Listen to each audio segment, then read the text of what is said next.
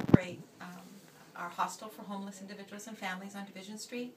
In this building we have the soup kitchen, the food bank, and housing support programs, as well as the classroom, a literacy and basic skills classroom in partnership with Niagara Catholic District School Board. Okay.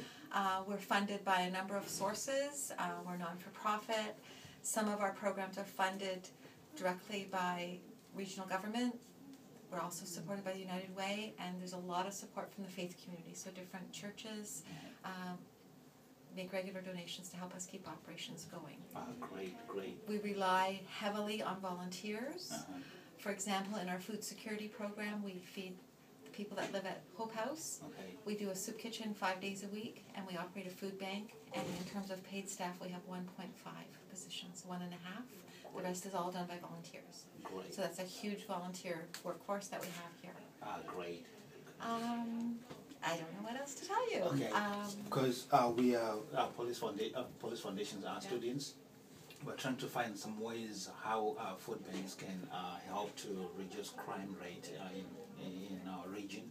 Do you have any idea? I mean, any? On a very simplistic level, yes. On a very simplistic level, if people know that they can come and access food here, then I guess perhaps they would be less likely to use illegal means of obtaining food. I think on a more complex level, people who live in poverty in general often have many barriers. And by operating an agency such as this, including the food bank, it gives people the opportunity to maybe start to make some changes in their life that's going to make them more successful in the community and a more contributing member of the community.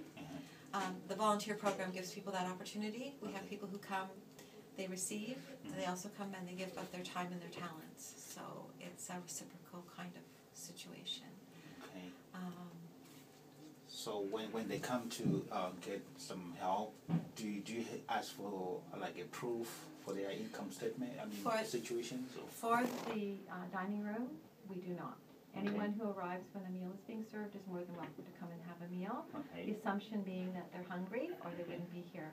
Although eating is a very social kind of activity, so it also gives people the opportunity to be with others and to have, if they're living in isolation, because a lot of people who live in poverty live in rooms or in communal kinds of situations, and to have the ability to come and have a place where they feel they belong is important.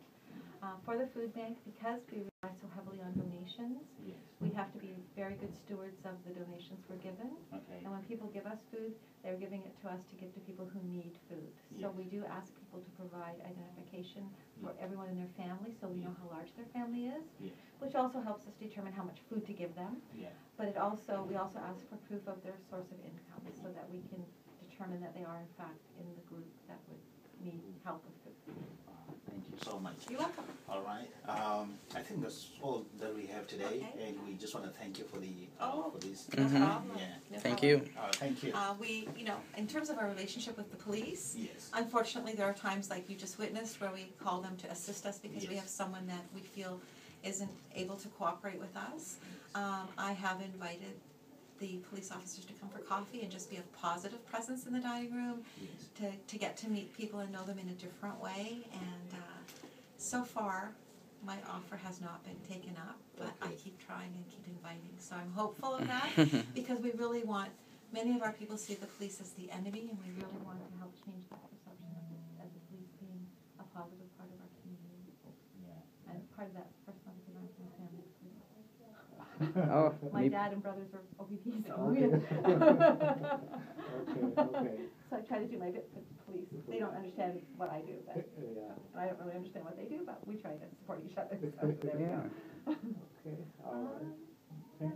If you think of any other questions, you can always just give us a phone call and we'll try and answer. What year are you guys in?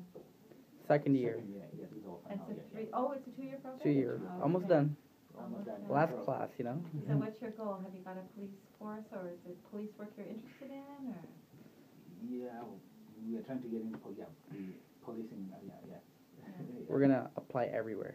Yeah, because it's an